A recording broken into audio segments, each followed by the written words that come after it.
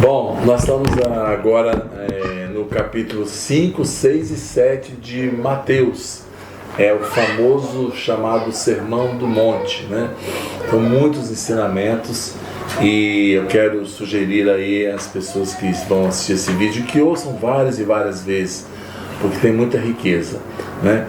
E eu queria que a gente tirasse algumas pérolas, né, desse capítulo, aquilo que mais chamou a sua atenção em todo esse sermão, que vocês compartilhassem com a gente, né? A gente costuma dizer que essa mensagem é Jesus expondo, explicando. Ele disse: não vim abolir a lei, eu vim explicar ela, deixar ela mais clara e fazer com que vocês possam entender o verdadeiro sentido da lei. O que vocês conseguem nesse sermão assimilar? Aquilo que mais chamou a atenção na sua vida desse sermão? Cleves, pode começar dizendo para a gente o que nesses 3 capítulos, no sermão todo, mais chamou a sua atenção? O que você mais gostou? Ali logo no sermão, o que me chama mais a atenção é que fala quando bem-aventurados que choram, né? Então isso me prende muita atenção, me chamou muita atenção para isso, porque mesmo no choro fala sobre que nós teremos dificuldade, que teremos lutas, né? Que vamos chorar mesmo, né? Mas é que nós seremos consolados, né? Então ter essa convicção, essa fé, né? Quando Jesus nos ensina, né, dentro desse sermão, que os nossos choros, né, serão enxugados, né, serão consolados. Isso para mim me conforta e me deixa mais tranquilo para enfrentar as dificuldades que nós enfrentamos aqui, que é só um tempo passageiro. Então eu fico muito feliz, né, de saber realmente que de tudo, né, dos problemas, das lutas, tanto pessoais, às vezes até com os meus irmãos próximos, né, a gente passa por dificuldades e luta, né, não dá certo, uma coisa que nós queremos também chorar com eles, né. Então isso me prende muita atenção da O consolo é certo, né? O consolo é certo. Legal. Resumindo, o consolo é certo. Então isso me chama a atenção. É demais. Ismael, quer compartilhar o que chamou mais a atenção em todo o sermão? Alguma coisa que Deus falou com você? Nessa parte do consolo, né? É bom saber que em todo momento nós vamos receber essa alegria, esse consolo, no momento de tristeza, de choro, ainda nos momentos de alegria. E o mais maravilhoso de tudo isso é que o Senhor está em todo momento. Não, Ele não exclui um momento em nossas vidas, seja choro, alegria, dificuldade, qualquer situação que seja, Ele está detrás de tudo, dando-nos esse consolo, nos direcionando, nos impulsando, né, também. E você, Val, o que mais chamou a sua atenção nesse sermão todinho? Tá. O que me chamou a atenção aqui no capítulo 5, que fala assim, ó: e vendo Jesus a multidão, subiu ao monte e, assentando-se, aproximaram-se dele os seus discípulos, e abrindo a sua boca os ensinava, dizendo. Então, uma coisa incrível que eu acho, né? Ele subiu ao monte e começou a ensinar a todos os discípulos, né, essas bem-aventuranças maravilhosas. Então eu acredito assim que hoje ele faz isso conosco também, né? Ele nos ensina para que nós possamos também ensinar outras pessoas as bem-aventuranças desse sermão. Legal. Então, em todo o sermão do monte, são vários ensinamentos, mas no finalzinho do Sermão do Monte, no final do capítulo 7, ele dá ele conta uma história, né? E essa história é assim, ele diz assim: aqueles que ouviram essas palavras e desejam, então, resolvem praticar, obedecer, não apenas saber na mente, mas viver essas verdades, ele pode comparar a um homem que ele é sábio, porque ao construir uma casa, ele construiu a casa em cima da rocha. E aí vieram as chuvas, né, as enchentes, vento forte, bateu contra essa casa e essa casa resistiu, ela não caiu, porque estava construído sobre a rocha, ou seja, sobre a obediência, sobre a prática desses ensinamentos. E ele fala que existe um outro homem que não era sábio, ele era considerado tolo, nécio, Por quê? Porque em vez de obedecer essas palavras, construir em cima da rocha, ele constrói a casa, né, a vida dele, em cima da areia. A areia da desobediência, né? Então, o que acontece? Quando a pessoa não ouve, não pratica, ele está construindo a vida dele em cima da areia.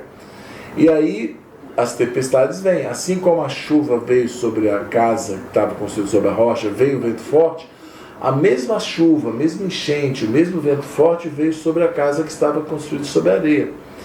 Mas só que essa casa não resistiu, né? Então essa é a historinha. Eu vou contar essa historinha de novo, eu quero que você preste atenção. É uma ilustração, né? E aí para você poder então fazer essa ilustração sua e você poder contar essa ilustração para as outras pessoas. Então presta atenção que eu vou contar de novo para depois a gente contar um para o outro. Então depois de Jesus ensinar todo esse sermão, que é uma riqueza muito grande, ele falou assim, ó, quem ouve essas palavras e pratica é semelhante ao homem sábio que construiu a casa sobre a rocha. Vieram as chuvas, as enchentes e o vento forte, bateu contra essa casa não caiu.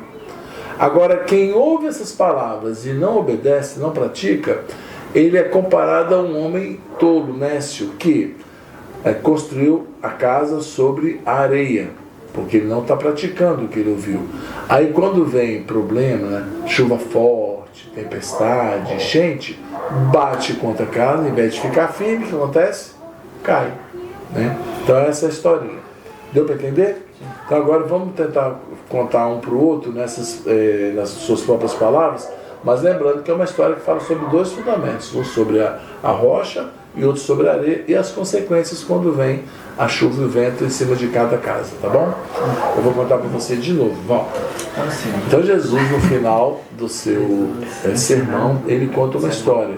E a história de que havia dois construtores. Um era sábio e o outro era tolo. O sábio construiu sobre a rocha, obediência. Aí vieram chuvas fortes, vento forte, enchente, bateu contra a casa e a casa ficou firme. O outro é comparado a um homem tolo que construiu a casa em cima da desobediência. Ele não praticava, não obedecia esses ensinamentos. E aí o que acontece? Quando veio a chuva, a vento forte, as enchentes bateram contra essa casa não resistiu e caiu. Tá bom? Então conta essa história para a gente, dois fundamentos. Então, existia dois homens, um sábio e um nécio, certo? Então, o sábio, o que ele fez? Ele construiu uma casa sobre a rocha, entendeu? Ficou firme. E o nécio, ele construiu uma casa sobre a areia. Sendo que o sábio, ele entendeu que se ele estivesse, que ele era obediente, né? E o nécio, ele não obedecia. E até que um dia veio uma tempestade muito grande, pegou do sábio e não caiu a casa dele. E o nécio veio a tempestade e levou a casa dele porque estava alicerçado na areia. E o sábio não, porque ele foi obediente. E o nécio, ele ouviu e não praticava. Isso, ele ouviu e não praticava. Exatamente, é isso aí. História é fácil, né? Essa história é fácil da gente passar adiante, né? E agora, só que assim, eu vou, uma brincadeira que a gente faz de mudar a história para ver se você entendeu bem a história. Então, Jesus, no final do Sermão do Monte, ele conta uma história e ele fala que o homem sábio, pessoa que ouvia aquelas palavras que ele falou e obedecia essas palavras, ele construiu a casa sobre a areia. Não! Não é areia, não? Não foi sobre a areia, não. Sobre a rocha. Então, o sábio construiu sobre a rocha. E aí, ele construiu sobre a rocha, e quando veio a chuva, né, a tempestade, o vento forte, não adiantou nada ele ter construído sobre a rocha, a casa caiu. Quando veio isso, era firme. Resistiu. Então quem obedece, na hora que vem o problema, as dificuldades, ele resiste. Tá bom. Aí ele fala sobre outro homem que era tolo, nécio. Esse homem nécio construiu a casa sobre a rocha. Não. Sobre o quê? Na areia. Sobre a areia. E aí ele construiu a casa sobre a areia, e quando vieram as chuvas e os ventos fortes, bateram sobre a casa e a casa caiu. né? Porque ele não obedecia aquilo que ele aprendeu. Então vocês entenderam bem a história, né? Os dois fundamentos. Agora, nessa história, o que mais você gostou nessa história, que você gostaria de ressaltar para a gente? Qual o ensinamento? O que você achou interessante nessa história do homem sábio e do homem tolo? Quem quer falar? Para mim, o que me deixa claro para mim sobre esse ensinamento, né, que me chama a atenção, é a percepção que o homem sábio, a construção tem que ser na rocha, né, nos ensinamentos que nós aprendemos, né, que nós ouvimos e temos não só que ouvir, mas também que praticar.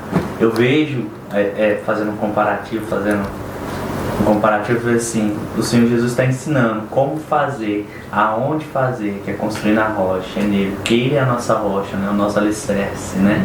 Ele é onde que nós podemos buscar e se sentir, né, protegidos, né? Então, essa comparação de construir ali na rocha que me ensina bastante, me prendeu muita atenção, construir na rocha. Isso é tido como o homem sábio, né?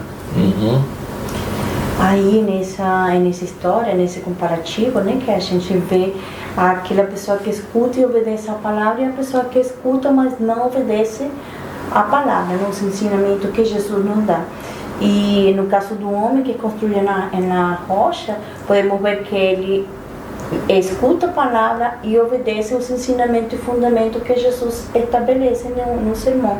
A diferença do homem tolo que escuta, mas ele prefere fazer, se podemos falar de alguma forma, só à vontade. Esquece aquilo que Jesus falou. E aí podemos ver, não, entre a obediência nos leva a caminhar, né? Caminhar reto, então a desobediência nos leva muitas vezes a ter prejuízo. E aí cabe aquela palavra que eu às vezes falo, que a desobediência tem consequências dolorosas e muito tristes muitas vezes. Nessa história, Val, quem você queria ser? O homem sábio ou o homem tolo? Tá fácil essa, né? O vizinho. O homem sábio. Você queria ser? E quem você não queria ser? O Nécio. O Nécio, né? Então, essa é bem interessante, né? Acho que não tem como a gente querer sobre o Nécio, porque ninguém quer ter a vida destruída, né? Em todo o Sermão do Monte, né, nós estamos pegando mais essa história no final, mas analisando o Sermão do Monte todinho, o que nós podemos assim aprender? O que você vê de principal de ensinamento no Sermão do Monte a respeito de Deus? Traz uma nova revelação de quem Deus é? Sim, traz uma revelação de, tipo assim, nos mostrando segurança, né?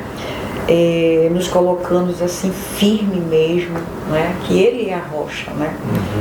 E a partir do momento que nós estejamos firmes na rocha, com certeza nós vamos estar mesmo bem alicerçados. Amém. Você consegue aprender mais alguma coisa sobre Deus em todo o Sermão do Monte? Sobre Deus, a questão principal que eu vejo nessa questão do sermão, que eu vejo Deus se apresentando principalmente com a preocupação conosco, né? De como que nós devemos ser, com as situações que nós vivemos, essa segurança, até mesmo a referência quando Ele traz, Ele fala assim, não, seja sábio, constrói a casa na rocha, né? Naquilo que eu estou ensinando, naquilo que eu estou me apresentando, de quem eu sou. Isso me traz a percepção de que Ele quer o nosso bem, que é o melhor para nós, né? Ele tem essa preocupação com a nossa qualidade de vida, de que como nós vamos nos relacionar com os nossos irmãos e até mesmo com os nossos próprios sentimentos, os nossos pensamentos, as nossas atitudes e comportamentos. Então o zelo que Ele tem por nós aqui na Terra, né? Dando esse ensinamento. Vocês, Mário, o que você consegue aprender sobre Deus no Sermão do Monte que chamou a atenção sobre quem é Deus? Assim, além de aprender, né, de que nós temos que ter Ele como o alicerce, eu consigo aprender também em todo esse sermão na parte onde Ele se nos apresenta como Pai. E ele vem precisamente a nos tratar aquela parte de orfandade. Então, nós podemos ver a preocupação, cuidado, segurança dele como pai. E muitos de nós, quando passamos por que vemos com trauma de criança, com pais ausentes, tudo isso, aí nós podemos ver que nós temos esse pai que sempre hemos tido esse pai que nos guarda, que nos cuida, que nos proteja.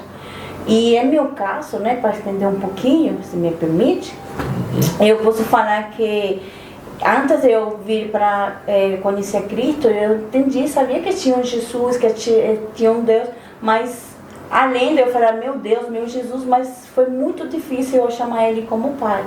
Aí quando eu leio por primeira vez o Sermão do Monte, para mim foi muito maravilhoso, porque aí eu entendi que eu sempre tive um pai que me guardou, que me cuidou em todo momento, em cada livramento, ainda aqueles que eu não consegui ver.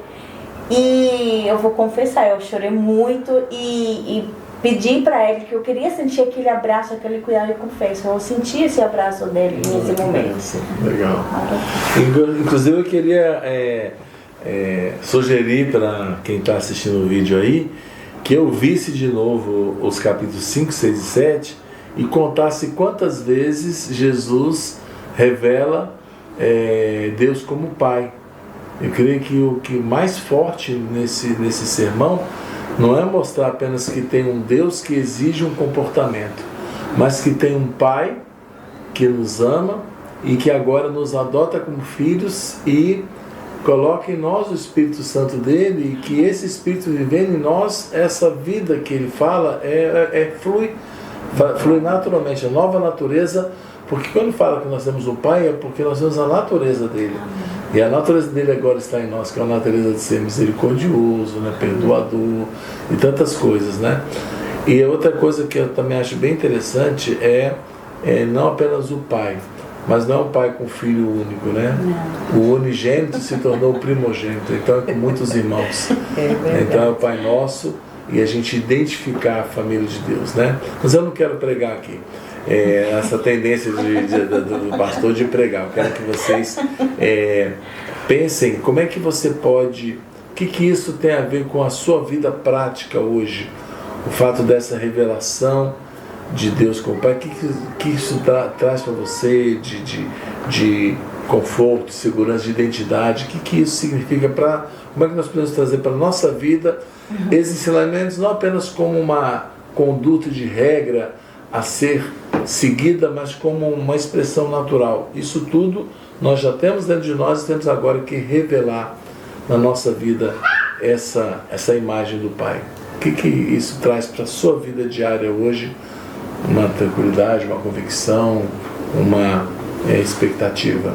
O que você pode conversar comigo? O que tem a ver isso com a gente hoje? Nós estamos vendo lá o sermão para os dias de hoje. O que isso influencia na nossa vida? Olha, eu confesso que hoje, quando eu vim de Pará para cá, tipo assim, eu senti a necessidade tão grande de ficar um pouquinho só. Entendeu? Então hoje, a cada dia que passa, eu me aproximo mais do Pai e Ele de mim.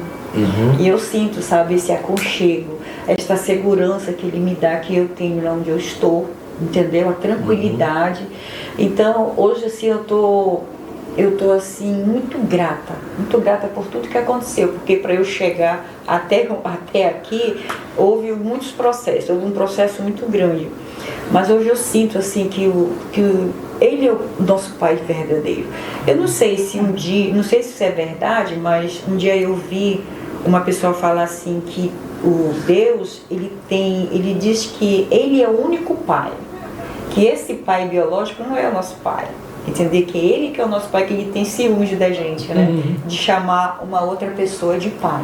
Nós temos que chamar Ele de Pai, porque é Ele que nos sustenta, é Ele que nos guarda, é Ele que nos livra de todos os males, né? E enfim, Ele é o nosso Pai de verdade, aquele Pai que todo mundo quer ter. Mas infelizmente também eu sempre falo que Deus, Ele está de braços abertos para todos, mas nem todos estão querendo receber esse abraço. né? Então Ele é o nosso verdadeiro Pai. E é só Ele mesmo para nos sustentar. Às vezes esse termo Pai, para quem não tem a revelação do Pai perfeito, Pai celestial, né? O Pai que dá, que se ama, às vezes esse termo Pai pode trazer até um choque, porque às vezes o nosso Pai terreno nos abandonou, nos deixou órfão, espancou, e às vezes o termo Pai traz uma conotação assim de dor, né? Mas o que é entender esse Pai que ama, que protege e que olha para o Cleves, olha para a Ismar, olha para a Val, para dizer assim: olha, você é minha filha amada, eu tenho alegria em você, porque eu te vejo em Cristo, e agora seus pecados estão perdoados, eu estou em paz com você, e nós podemos agora viver essa comunhão íntima. Como é que é esse sentimento de conhecer esse Pai? Esse termo Pai foi muito profundo para mim, porque eu cresci meio em orfandade de paternidade, né? E é muito interessante como que as coisas acontecem.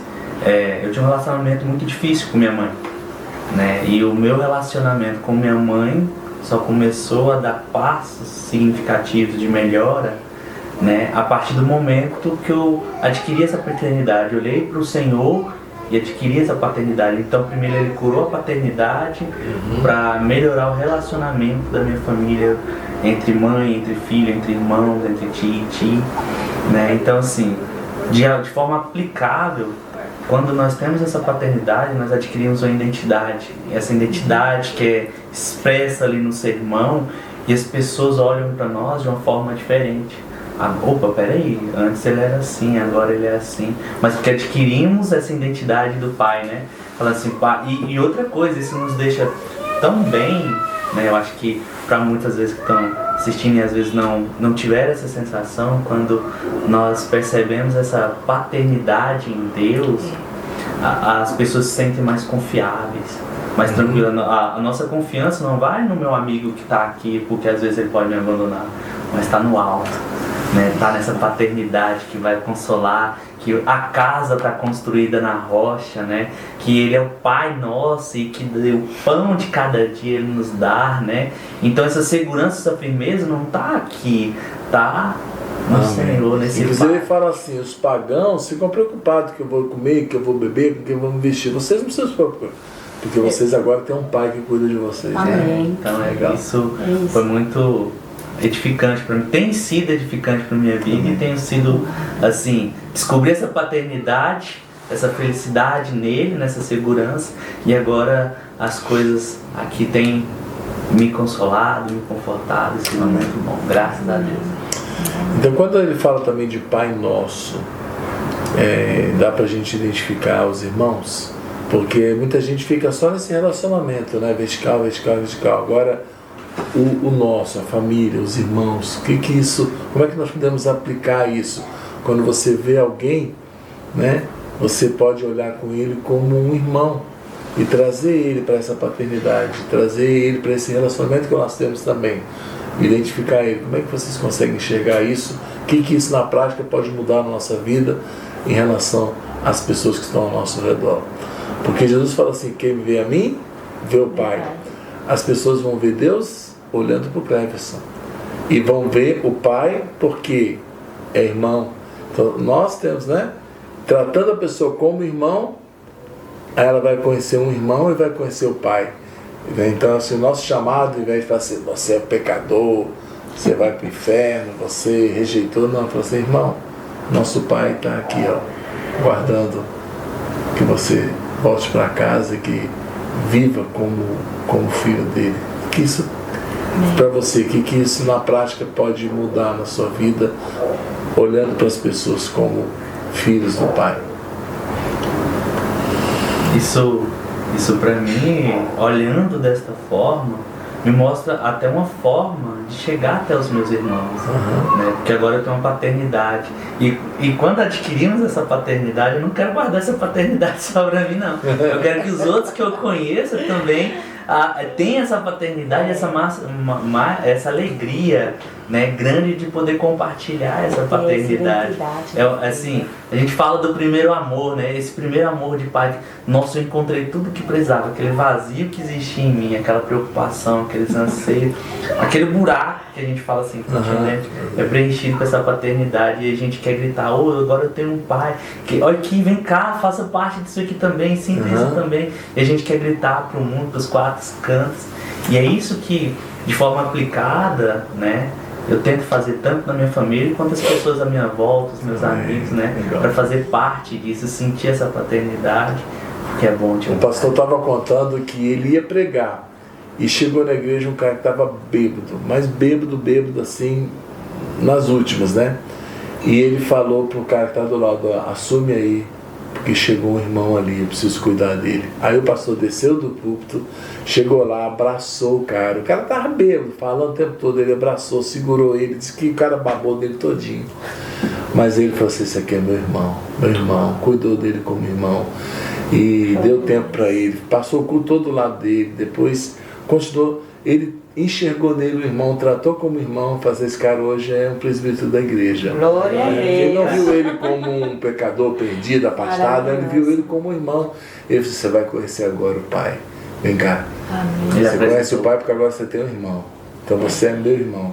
Então o evangelismo é mais tratar essas pessoas, as nossas pessoas como irmão, nesse relacionamento, e trazer eles para conhecer o que o pai fez por eles. E aí, porque Deus não tem problema mais com o pecado foi pago na cruz. Aí essa pessoa pode se rebelar e não querer a paternidade, mas se ele conhece o irmão e trata com o irmão e vê a família, ele quer participar dessa família. Vamos orar então para que essa revelação principal desse sermão ele se volte para nós e que a gente possa a partir de hoje ler, ouvir o sermão pensando de que essa é a minha identidade, é assim que meu pai se comporta, é assim que eu vou também me comportar, e eu tenho dentro de mim já essa semente, essa nova natureza para agir dessa forma. Amém? Vamos orar? Senhor, muito obrigado, porque o Sermão do Monte não é um padrão inatingível, mas é simplesmente a expressão daqueles que vivem em comunhão com o Senhor e dão esses frutos. A palavra diz que aquele que está unido ao Senhor dá muitos frutos. Nós sabemos os frutos que dão aqueles que estão unidos ao Senhor. Esse fruto de bondade, de perdão, de misericórdia, de ser sal, de ser luz, de ser obediente. Nós queremos louvar o Senhor. Tantas riquezas, poderíamos ficar aqui horas meditando em cada uma dos ensinamentos, mas que o Senhor nos leve a amar a Tua palavra e a continuar ouvindo e aprendendo e vendo o padrão que o Senhor quer para as nossas vidas. Em nome de Jesus. Amém. Amém. Amém.